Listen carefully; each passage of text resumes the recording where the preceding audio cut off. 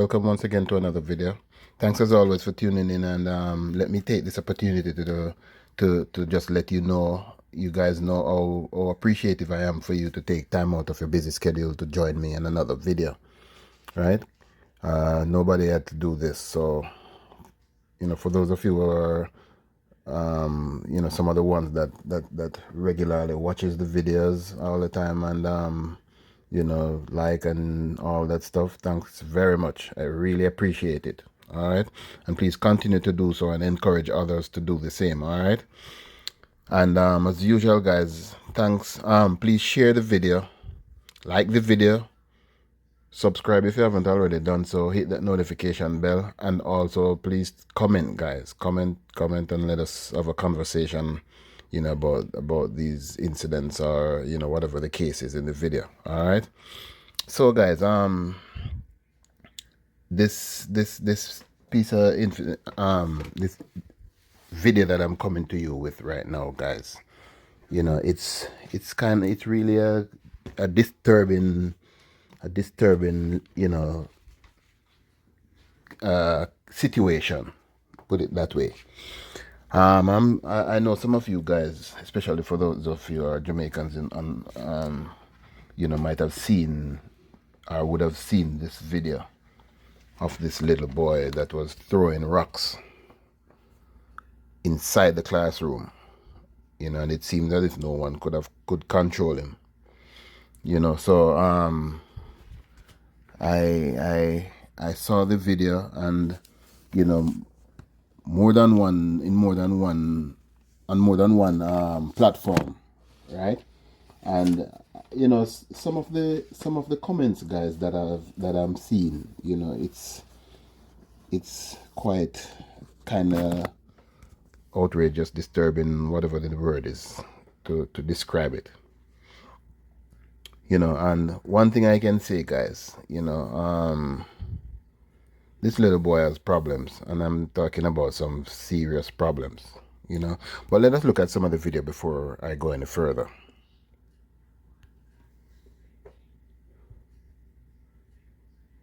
Oh, and I must say there is no sound on the video, so it's just the raw video, no sound. All right.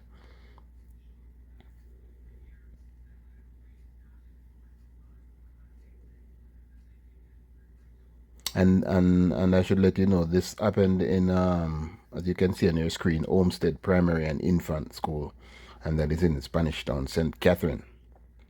All right.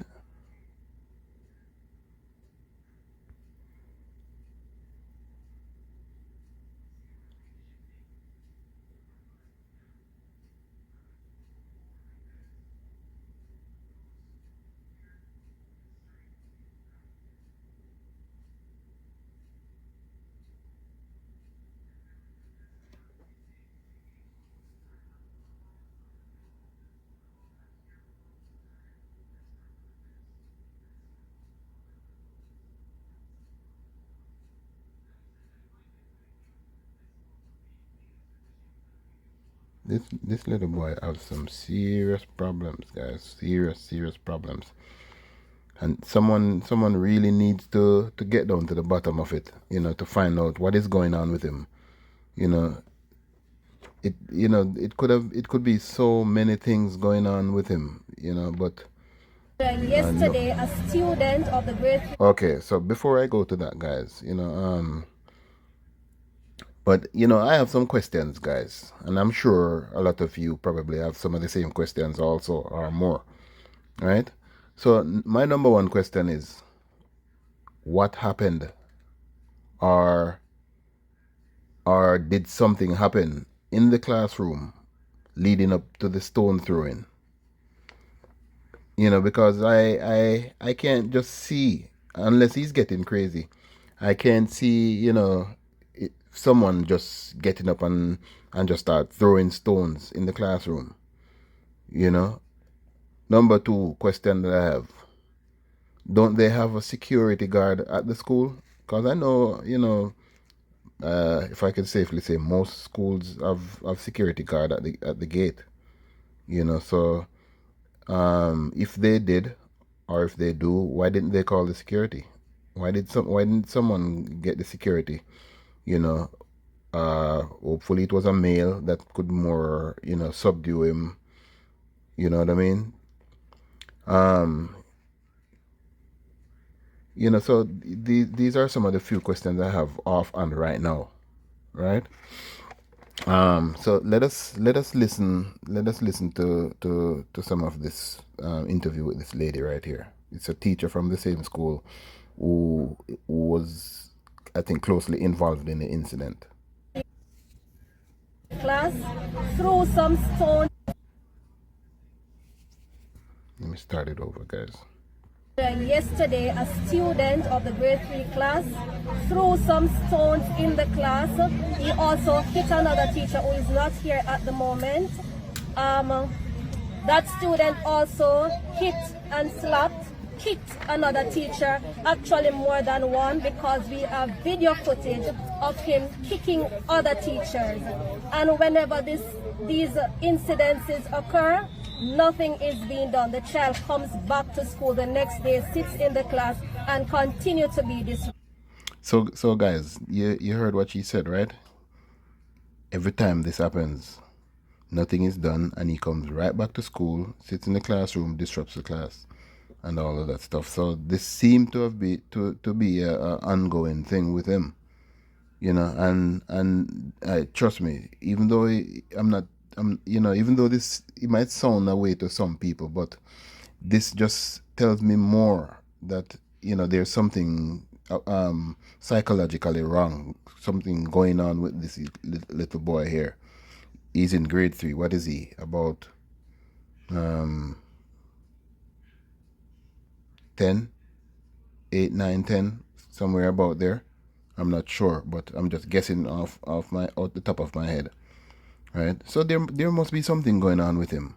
And I'm wondering if nobody thought of getting a counselor or a psychiatrist or something, you know, to get down to the bottom of this.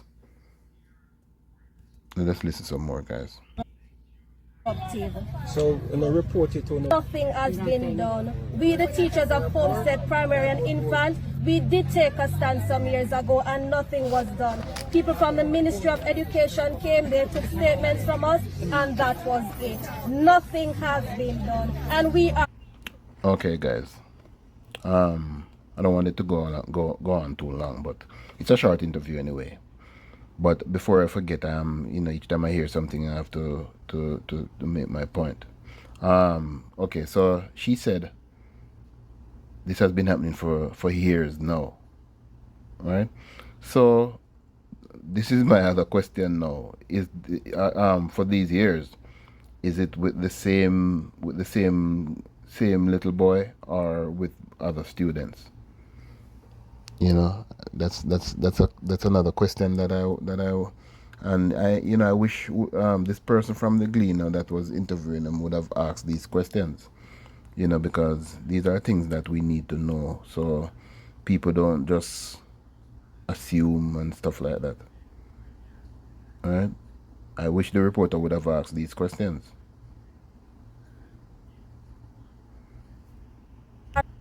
Fed up of it. We are tired and we are not going back to class until the matter.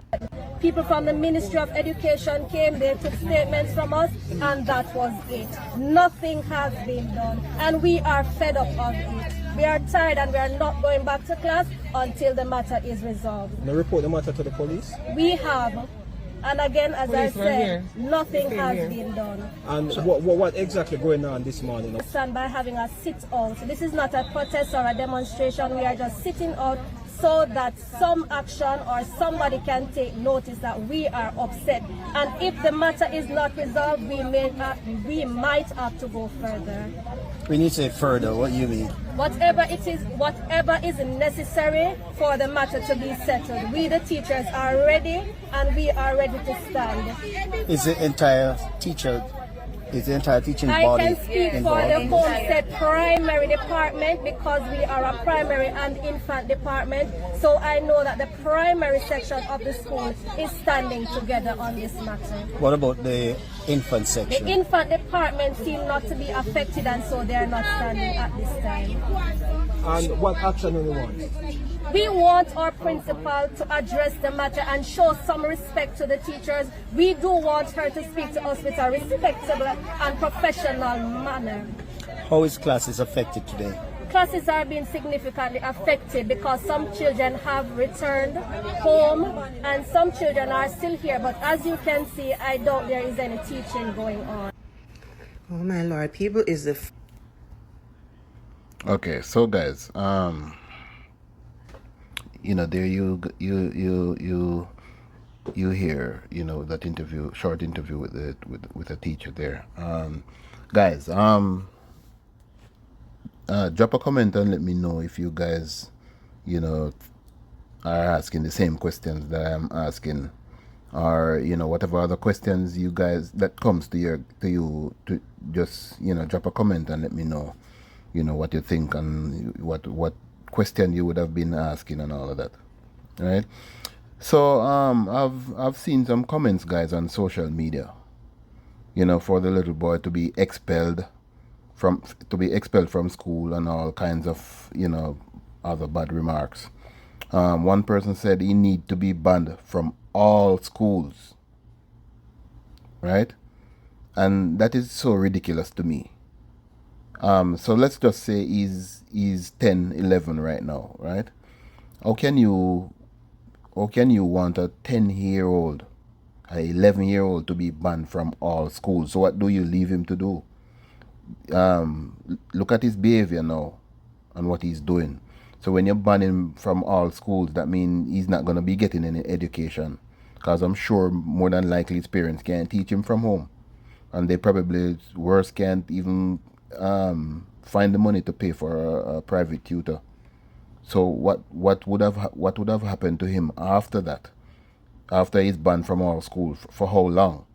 You know what I mean? And I think some people, when they're commenting on things, they don't even think things through before they make comments. You know what I mean? Because that is so crazy. You know what I mean? How can you want to ban a little boy like that from school? What people should have been saying is you know, they need to get him some help, to find someone who can get down to in the matter and find out because what is going on with him, because I'm sure he's not just crazy. He might be a little bit crazy, but something made him crazy. Something would have made him crazy, right? Another person said him need $2, right? And you know, maybe he's going through abuse. Maybe he's going through abuse right now, and that's the reason why he's acting like this. You know, these are just things that I know that can affect a child, guys.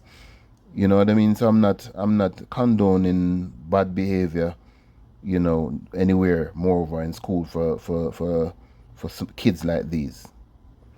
Right? Another person said him full of demons. That might be so also.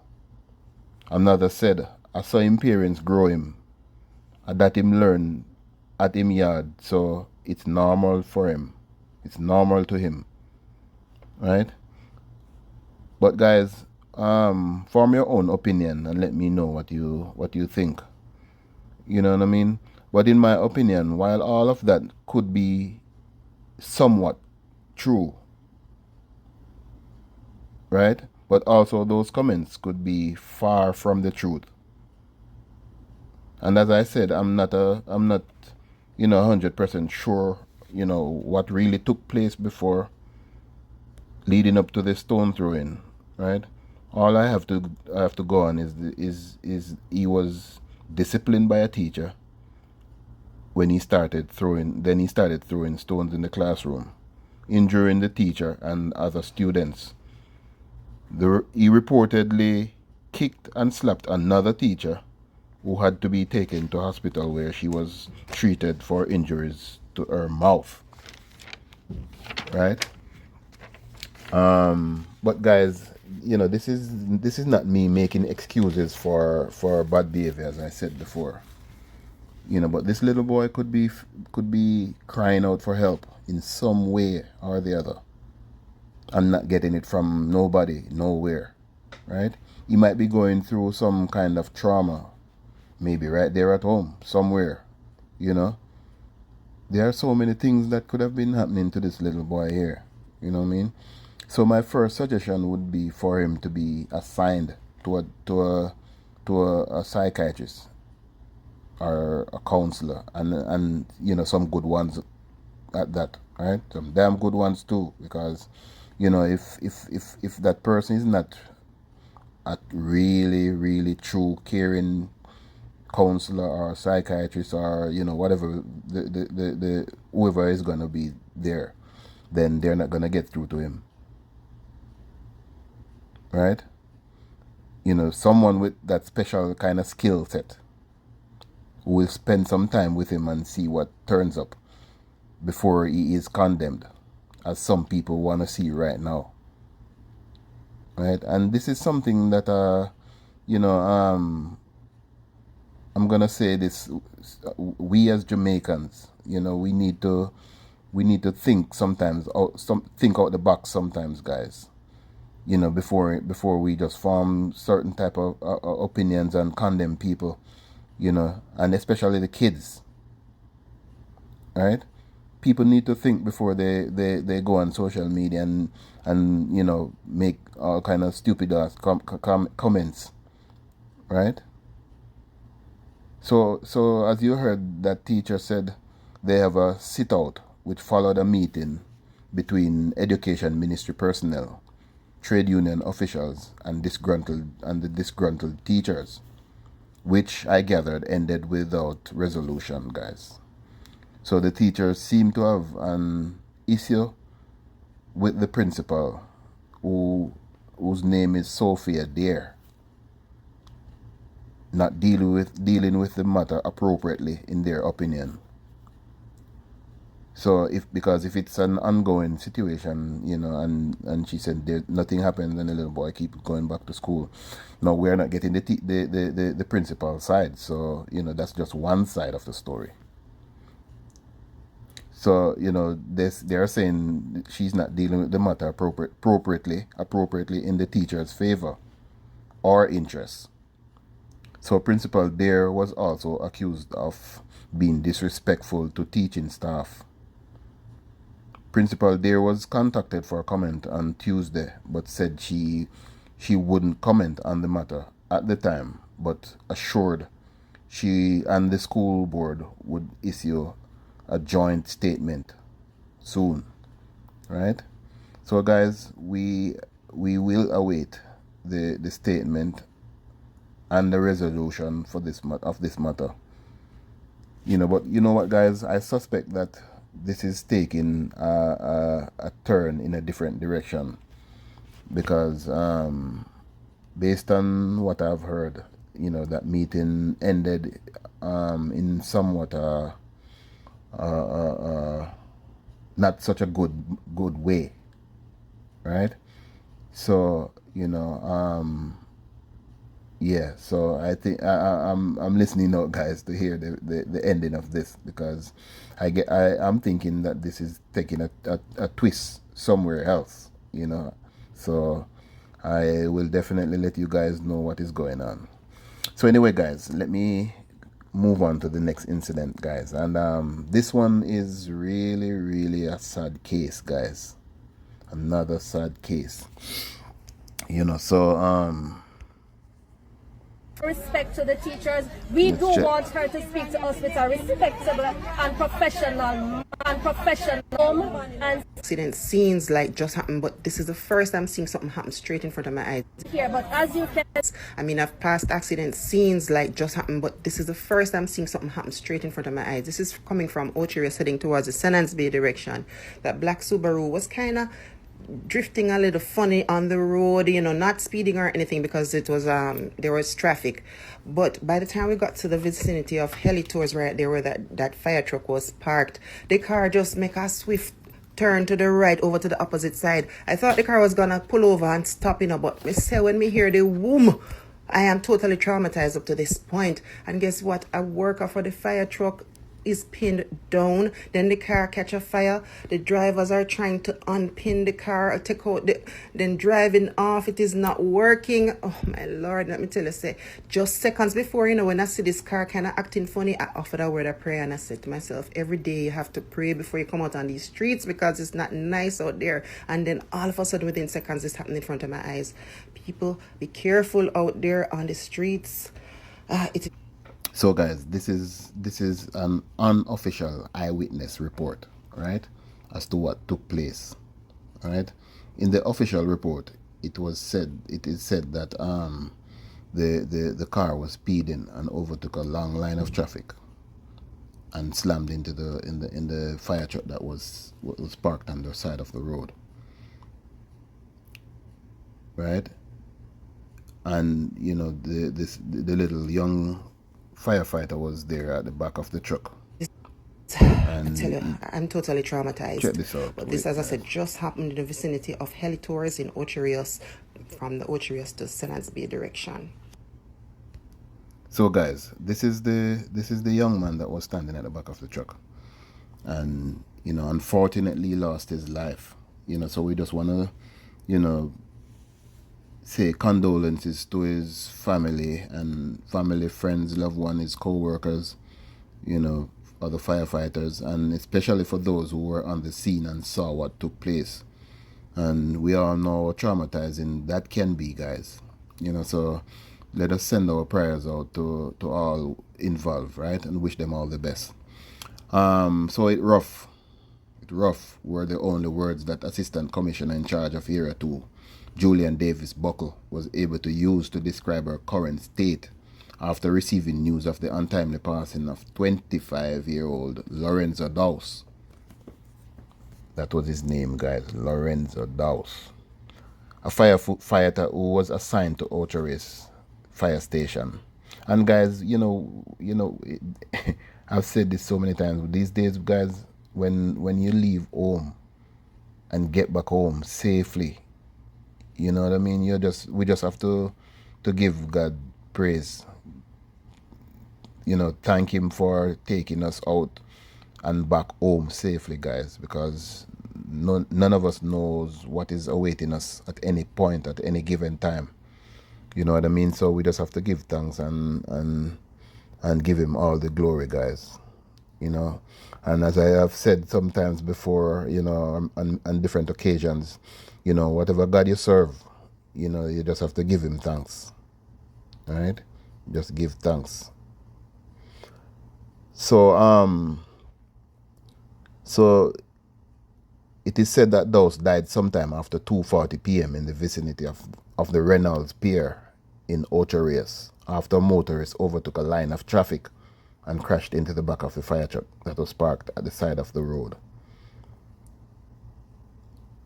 Dawes, who had finished his shift, was standing at the back of the truck replacing some equipment when the car slammed into the truck and crushed him.